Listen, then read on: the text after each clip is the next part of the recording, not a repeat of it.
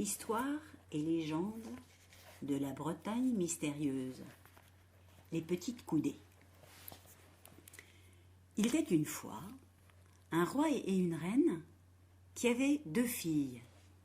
L'une se nommait Aurore et l'autre Crépuscule. Aurore, qui était la plus jolie, avait toutes les préférences de ses parents et il l'aimait bien mieux que sa sœur. Quand les 2 princesses furent grandes et en âge de se marier, le roi et la reine donnèrent un bal magnifique où furent invités tous les princes et les seigneurs des environs. Au commencement de la soirée, tous les jeunes gens demandaient à danser avec Aurore parce qu'elle était la plus belle. Comme elle n'était point aimable, ils ne dansaient qu'une fois avec elle, mais ils ne pouvaient se lasser de la société de Crépuscule, qui avait tant de grâce et d'esprit qu'à la fin du bal, chacun s'empressait autour d'elle, et la belle Aurore restait presque seule. Le roi fut fâché de cette préférence, et il résolut de se débarrasser lui-même de Crépuscule, afin que ses galants fussent obligés de courtiser Aurore. À la fin du bal, il la fit venir et lui dit « Ma fille, vous allez partir à l'instant pour aller voir votre marraine, la fée. »« Mais mon père, répondit-elle, il est nuit noire, je vais avoir peur toute seule par les chemins, et je suis lassée. Permettez-moi d'attendre à demain. »« Non, dit le roi, il faut que vous partiez tout de suite. Je vais vous donner pour la route un panier de provisions, et un de mes écuyers vous escortera. » Crépuscule monta à cheval et l'écuyer l'accompagna. Quand ils eurent fait un bon bout de chemin, Crépuscule, qui était fatiguée d'avoir dansé, dit à son conducteur « Je voudrais bien dormir un peu, car je n'en puis plus. » Elle descendit de cheval, et comme ils étaient dans une forêt, l'écuyer ramassa de la mousse pour faire un lit à la princesse, et il mit sous sa tête le panier aux provisions pour lui servir d'oreiller. Quand elle fut bien endormie, l'écuyer, auquel le roi avait ordonné de tâcher d'égarer sa fille, monta à cheval et s'enfuit au galop. En se réveillant, Crépuscule fut bien surprise de se voir seule au milieu de la forêt. Elle appela son conducteur, mais il était bien loin et ne pouvait entendre ses cris.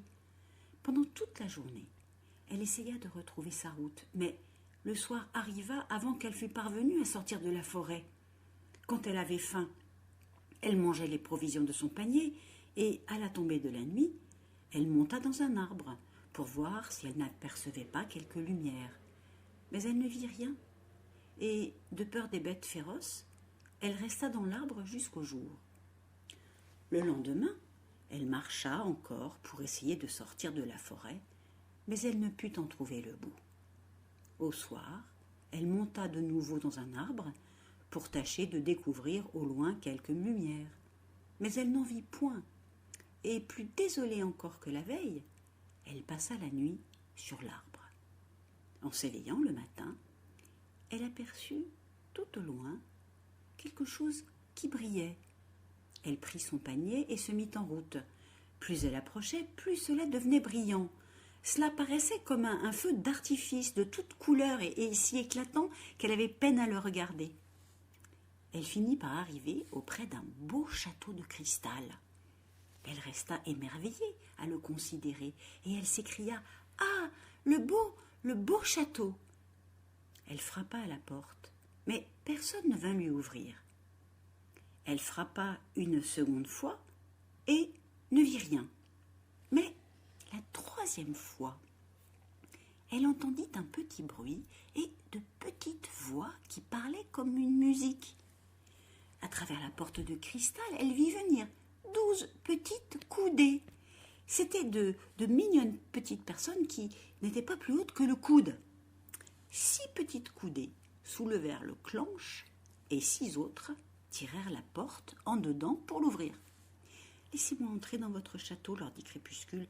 Je suis la fille d'un roi et je me suis égarée dans la forêt. »« Entrez, répondirent les petites coudées, et venez demander à notre maîtresse la permission de racheter ses ailes. Elles la firent traverser une longue suite d'appartements et l'amenèrent devant leur maîtresse. C'était une belle chatte blanche qui lui dit « Je veux bien vous recevoir dans mon château, mais à la condition que vous ne chercherez pas à en sortir et que jamais, jamais, vous ne me désobéirez. »« Je le promets, » répondit Crépuscule. La chatte blanche, qui pensait que la princesse devait avoir faim, donna l'ordre de servir un repas, et les petites coudées allèrent chercher tout ce qu'il fallait pour manger. Il y en avait 4 qui soutenaient un plat sur leurs épaules, 3 qui portaient une bouteille de vin et 2 qui apportaient un verre. Et auprès de la chatte blanche, il y avait beaucoup d'autres petites coudées qui attendaient ses ordres. Crépuscule se mit à table, et quand elle eut mangé tout à son aise, la chatte blanche lui demanda si elle se trouvait bien. « Ah, oui, madame, répondit-elle.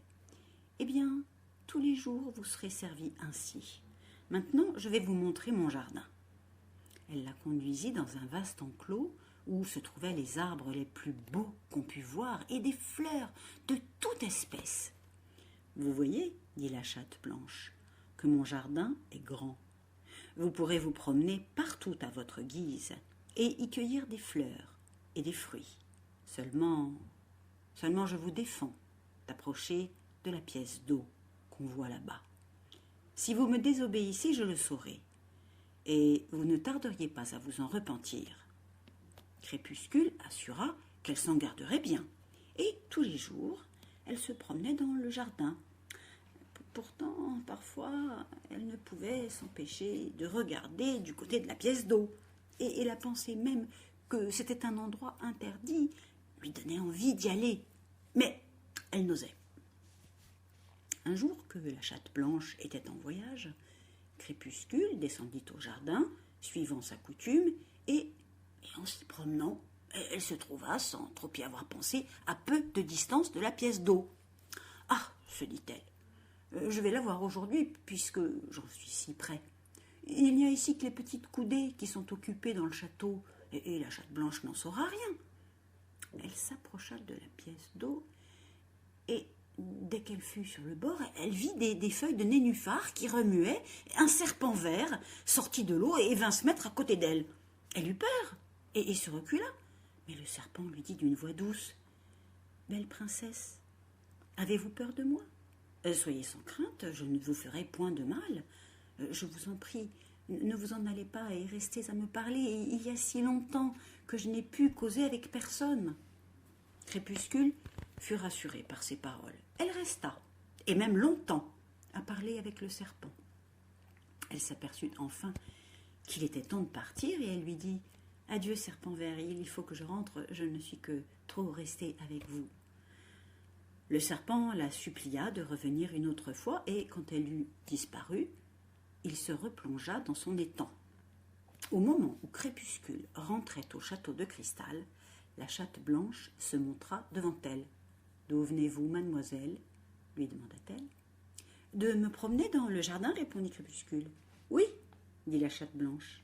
Vous venez du jardin, mais, malgré ma défense, vous êtes allée sur le bord de la pièce d'eau.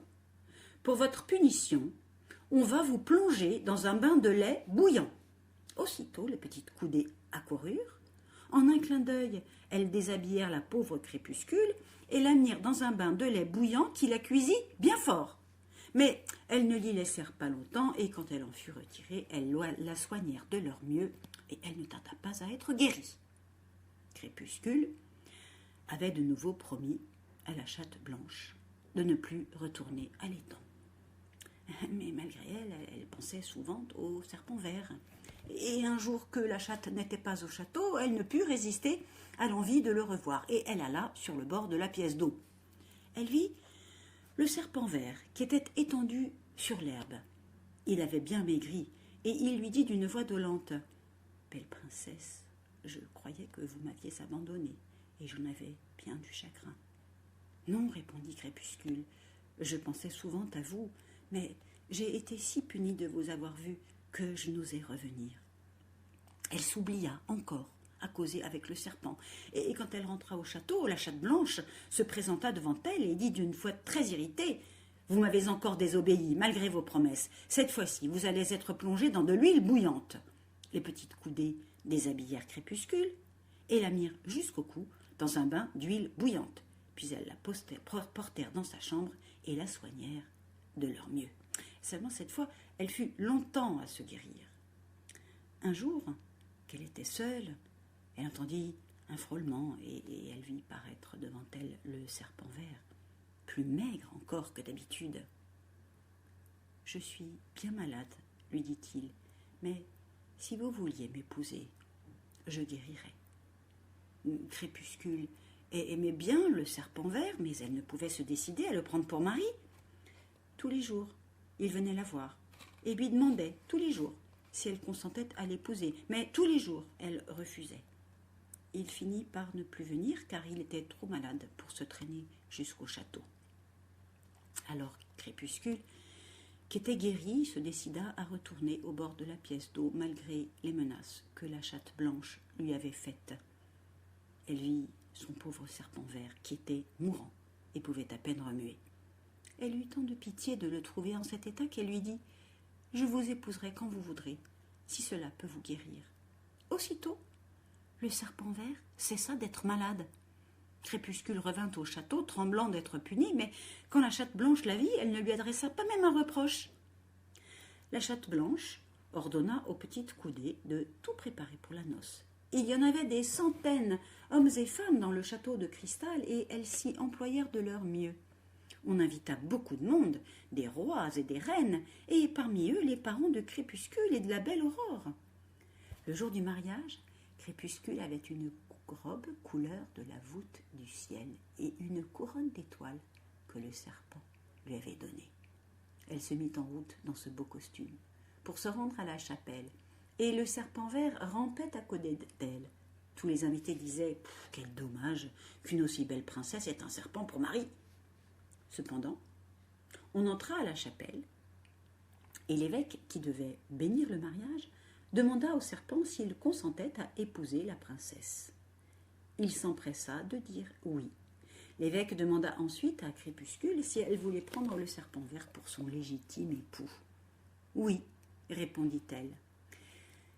Dès qu'elle eut prononcé cette parole, au lieu du serpent qui était à ses côtés, se montra le plus beau prince que l'on put voir. Les petites coudées qui assistaient au mariage reprirent aussitôt leur taille naturelle, et la chatte blanche devint une belle princesse. Elle avait été métamorphosée en même temps que les petites coudées, qui étaient des seigneurs et des dames, et le serpent vert était un roi puissant qu'une fée avait condamné à rester sous cette forme jusqu'à ce qu'il eût trouvé une jeune fille qui voulut bien se marier avec lui. Il y eut de grandes réjouissances au château de cristal, des repas superbes et un bal où chacun se divertit et dansa de son mieux. La belle Aurore trouva un mari parmi les princes qui avaient été métamorphosés en petites coudées. Tout le monde fut content, et Crépuscule et son mari n'eurent que du bonheur jusqu'à la fin de leur jour.